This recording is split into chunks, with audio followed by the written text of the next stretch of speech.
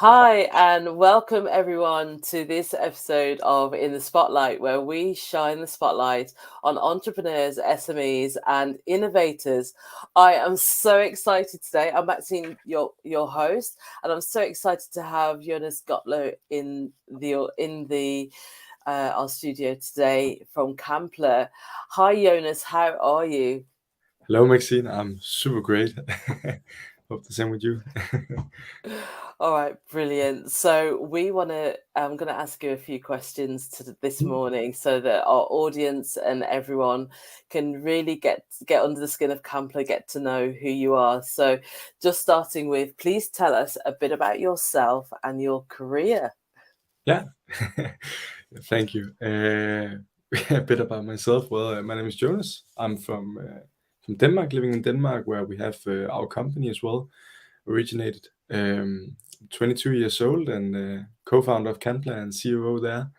I maybe don't have the longest track record in terms of of, of places I've worked at, but yeah, been doing Kanpla for more than 3 years now, and been doing everything from sales, cold canvas, in charge of our marketing, in charge of hiring as well, and strategy, and yeah, all the different elements. So yeah. That's brilliant. That is brilliant. And why? Here's an interesting one, and it flows quite nicely with what we're talking about. So, why did you decide to launch Campler? What's the story behind that?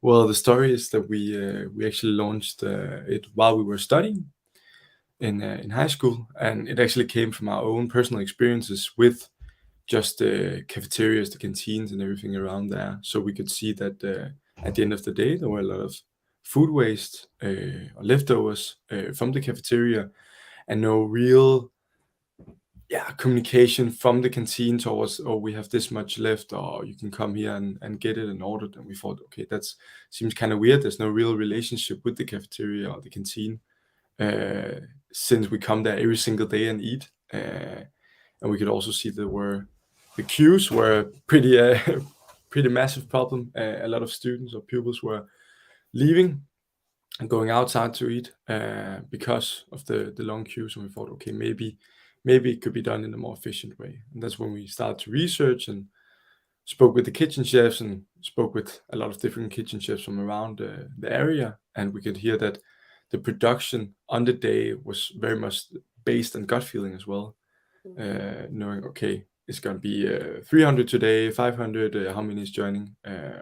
Depends sometimes on the weather as well. And yeah, also when we talk with them, we could hear that the order process from different, let's say, hospitality, catering, or any other channels where they could get orders from was a little bit chaotic. Some came in through email, some came in through pen and paper. Maybe they have a web shop or web portal to get some orders in as well. I thought maybe we could streamline that in some sense. And then we just saw huge amount of manual work as well in Denmark, and thought, okay, maybe that was an international issue as well, because we saw the canteens were, of course, everywhere in the world. Mm. Wow, wow, what a story. And what were your highlights when developing the company? Our highlights, I think we have had quite a few great highlights. I've been fortunate of that. I think the first highlight is, of course, that we landed our first customer, which was a private school. We actually started in the educational segment here in Denmark, and then later moved over to BNI and companies there. But it was landing the first customer, definitely, when we didn't really have a product, we didn't really have a track record or anything. So I still remember, yeah, that was quite, yeah, we wouldn't be here without that first customer at least. Yeah. And then we bootstrapped for quite some time while we were studying and finishing education, and yeah, later landed an investment round as well. Not to say that the investment round, of course, that's a big thing, getting the money to expand and do everything Yeah. that we want to do, but I think it was more so that external, some sense validation that, okay, you guys really have something here that we can build on. So we got that from a Dutch VC that has then helped us grow. Hmm. Yeah. And I think it is really important that um, as a young entrepreneur, it must be super exciting being on this journey. But what's more important is that you had this idea, and it was about validating it, and you just, I mean, I've met you, and absolutely, you and Peter, and it's just absolutely amazing what you're doing for the industry. Which brings me on to the next question, which is the opposite of what have been your biggest challenges. I think, yeah, a good question as well, and also an important question. I think there's been a lot of challenges and obstacles as well.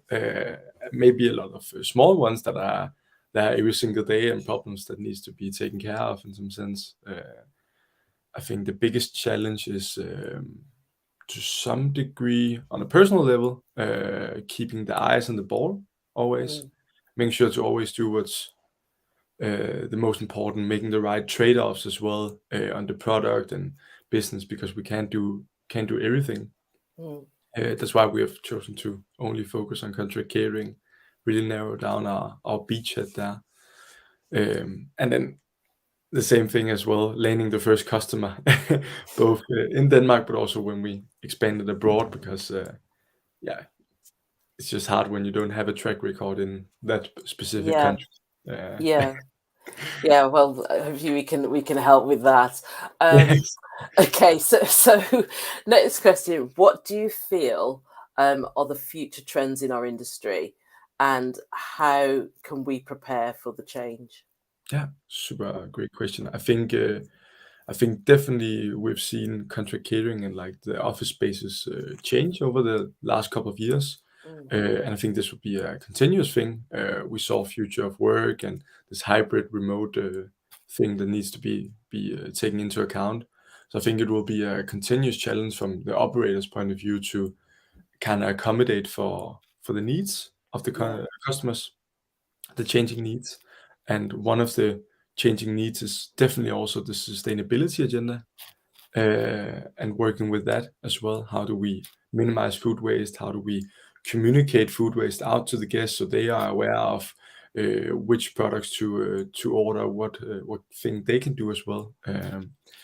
And I think a big trend from our perspective will also be forecasting, mm, uh, where I think it's the caterer that have mentioned that they believe forecasting can reduce food waste with 30% in country catering, mm, done correctly. So um, I definitely think some kind of forecasting, so it doesn't, yeah, so it isn't only based on gut feeling, the production at least, or yeah. health. Yeah. Yeah. So before I ask my next question, I am going to go off piece a little bit, and And nice. talk to me about, tell the audience about Kanpla. So the technology behind it, and just tell us about it so that we can visualize what it looks like and what it does. And maybe also a good way to kick it off as well.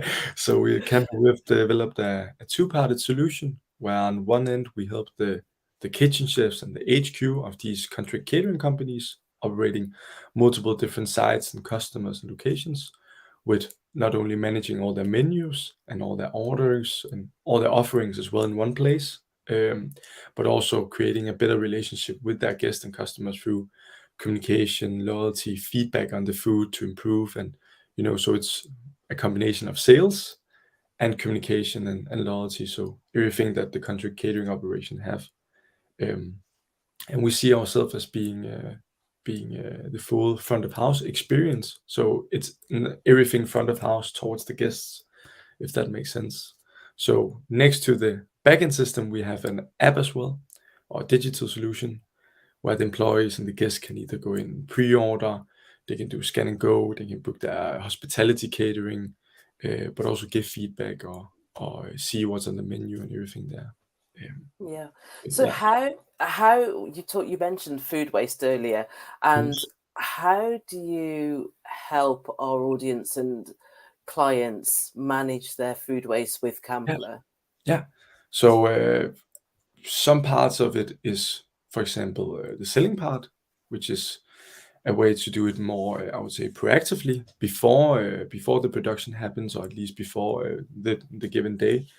So for a lot of sites, we have enabled pre-ordering as well, to know exactly how much food is gonna be produced and then produce based on that. Also booking in these special holiday periods as well, where it's a lot of hybrid, like how many are on holidays, how many are not, and so on, to get closer to that.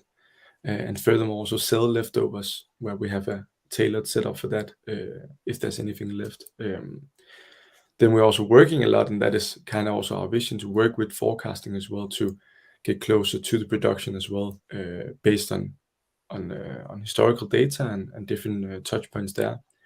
And then we also believe a lot in communicating towards the guest, and what you could say, maybe the country caterers are really aware of food waste and really try to push that agenda. Yeah. That's nothing new, and we also want to help them be a voice, or be their channel towards the guest, to improve and say, this is what we do against food waste, this is how you could improve as well. Yeah. Yeah, thank you. So, Jonas, who inspires you? Well, Maxine, you inspire I, I don't have an actual concrete person in mind, but things like this inspires me, and talking to different people from the industry and around, and also maybe not from the industry, also from all different kinds of backgrounds. Yeah. So Yeah. yeah, I hope that makes sense. I get inspired pretty often, I would say. I'm pretty easily inspired as well. Well, you're one of the youngest entrepreneurs in the industry, and that's a massive achievement. And you should be very proud of the journey that you're on so far. Um, Thank you so much. what can we look forward to from your company? I think you can look forward to a lot of things. So we are expanding internationally, and in the team as well. Meaning we've launched around Scandinavia and Norway, and also launching in the UK as well. So that's going to be some big topics from our side as well. And then we have I would say, a really great roadmap here over the next 6 to 12 months, about all kinds of things that we want to develop or build on top of our existing solution as well. Are you But still, able to are you able to share some of that for us? yeah, I know I you've probably got an NDA, but this is a spotlight on it. So, is there think, anything that you can share? I think we can share multiple things. Thank you for asking. But I think it tailors back to our vision of being the best front of house experience solution. So everything that's, at least that's our vision. How can we enable the country caterers to create the best experience for their customers? Because that's what it's about. At the end of the day, it's a service for the employees there, and to retain them. So we're looking into how we can just make the app ordering even better, and maybe also combine with different other solutions of ordering, and put it all in one thing. And then, as mentioned, we're also working a lot with forecasting and different solutions there as well, to see how we can use data in the best way, so it doesn't just become a fluffy word we mention, or we work with data, but we actually do it, and we empower the chefs for something better, the Yeah, production, or something like that. Yeah. yeah. So, do you do demos of the platform as well? Yeah, we definitely do demos. Okay, so we will be sharing some information on Kanpla and the demos, how you can actually book in for them after the show. Yeah. So here's one. This question is really around what lessons you can share for entrepreneurs, SMEs, and innovators. Um, Lessons, I think, when I started off, at least I can maybe take from my own personal standpoint. Yeah, When I started off, I had a belief that it was a lot about the idea. Oh, we need to find this perfect idea, and also within the company as well, we need to find this perfect solution that is then gonna skyrocket us from here to somewhere else. And have later found out that it's 5% the idea and 95% execution, and that is really true. It's a lot more about waking up every day consistently, trying to to go to work, try to push the agenda, see what's the most important we got to do today. So I think that's just something to always keep in mind, that things doesn't come as easy. It's a lot about execution, and also of course timing and luck in some sense, if you can call it that. Mm. I would also say surround yourself around the best people, or the people that you need as well to succeed with. That goes both for the co-founders and the leadership team, but definitely also goes for hiring. I think hiring is one of the most important things. When to hire, who to hire, how do they fit into the team. I heard someone, or saw someone on LinkedIn actually, if I can call Yeah. back to that, just a single sentence, but it actually resonated a lot with me, that people are hired based on IQ, but they are fired based on EQ. I think that's actually very true. So both that they are competent enough to work there, but definitely also so they fit the culture and the goals and the values as well that we hold. I think Yeah. that's important. That emotional intelligence and connection is really important. And as a young company growing, it's vital that you're I mean, I'd imagine you're planning for the future. So when you're hiring, do you hire with the immediate in mind, or do you hire thinking about what your future vision is and where you want to go?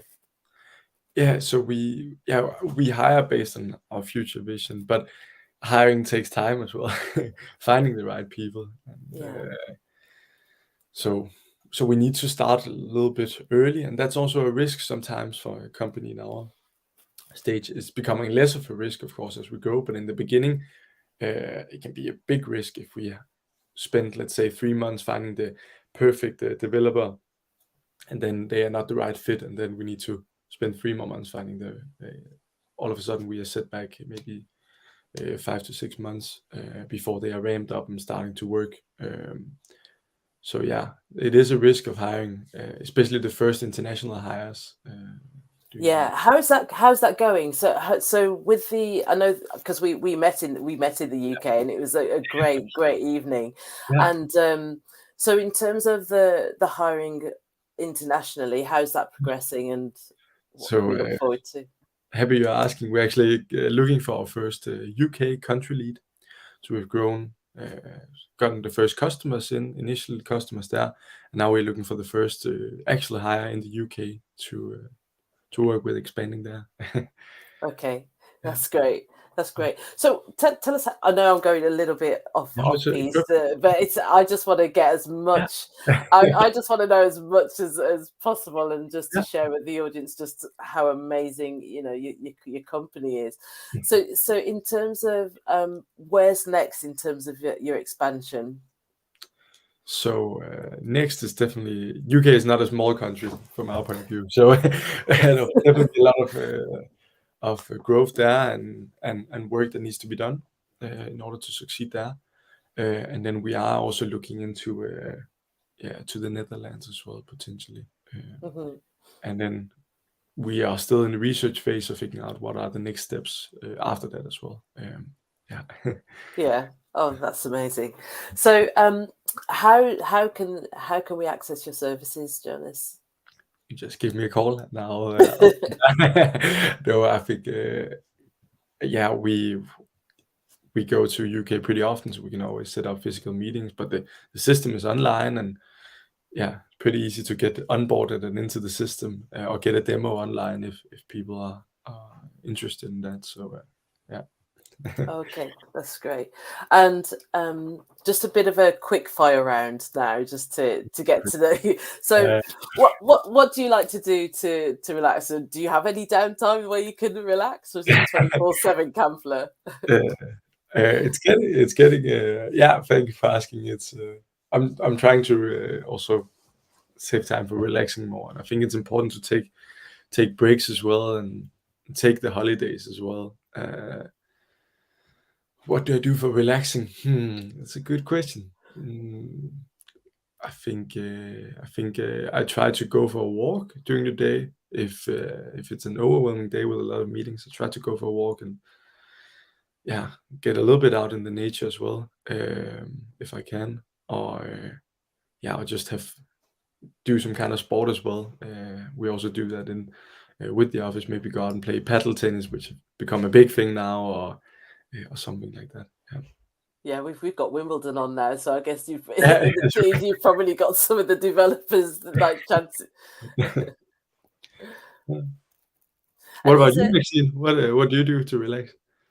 Well, I'm actually a figure skater, You're so a figure skater. Okay. yeah. So we did a show last week. Actually, it was a competition, and there's a final coming up in a couple of weeks, and then Okay. there's a skate camp in August, which is, oh my god, I'm not as fit as I used to be. And then got Christmas shows that are going to start in September. So yeah, I've just refound my. I hadn't done it for a while. I did have a bit of a break, but now I'm back every week on the ice, and it's absolutely amazing. Yeah, I've missed it. A Yeah, beautiful sport as well. yeah. It's that's how I relax. Step on the ice, and it's just completely just me and the ice, and Amazing. yeah, yeah, absolutely love it. So tell us then. We're coming to the end of our questions now, but I just feel there's more that you can share with the audience about your product, and if there's any more guidance that you can give for the audience if they're thinking about starting their own business, whether it's product or whether it's a service. What advice can you give us? Yeah, I think I do think those are the most important things, like getting the right people and then executing on the things as well. And I think it's also about finding something that you are actually motivated around. I do think actions also leads to motivation. So just doing things also enables more motivation. But I do think it should be something that you actually care about. Either building a super nice SaaS platform, or being on a journey, or really helping out the customers as well, and ideally a combination of all three in some sense. So I think finding something that you actually are interested in as well, that you can resonate with. Otherwise, it's going to be a long journey. Mm. Yeah, long painful journey. And then Yes. then also I think also um, making sure that you get customers to pay as well, in some sense, to actually have a business. So from the beginning, it's nice to, of course, offer the service for free. And I actually remember we also did that for, I think, a few months, 1 to 3 months or something like that, for the first initial customers. But in the contract from the day one, they were already gonna pay from X amount of date for the Yeah. solution. And I think that is super important, just to gain traction and be able to either bootstrap, so you're not relying too much on investment necessarily, or for the investment as well, they need to see some kind of traction as well, Yeah. in terms of things going through. That's where you get the real commitment, and also get the real product market fit, if you could call it that as well, knowing that Yeah. your product works or fits, or are at least covering some kind of need. So yeah, I would probably say that. And Peter, as actually, I think it was Robert, my other co-founder, our CTO, he said something, or maybe it was Peter. I think it was Peter. He said that design without business is just decoration. And that's of course also one of our minds as well, because we also care a lot about design, good UI, good UX as well. Yeah. But if there's no business, if there's no paying customers behind, then it's just decorations in some sense. And or just a hobby, actually. Yeah, just Yeah. a hobby. Yeah, Yeah. exactly. Um, That's some really good wisdom there, coming from you. I was gonna say, actually, for me, when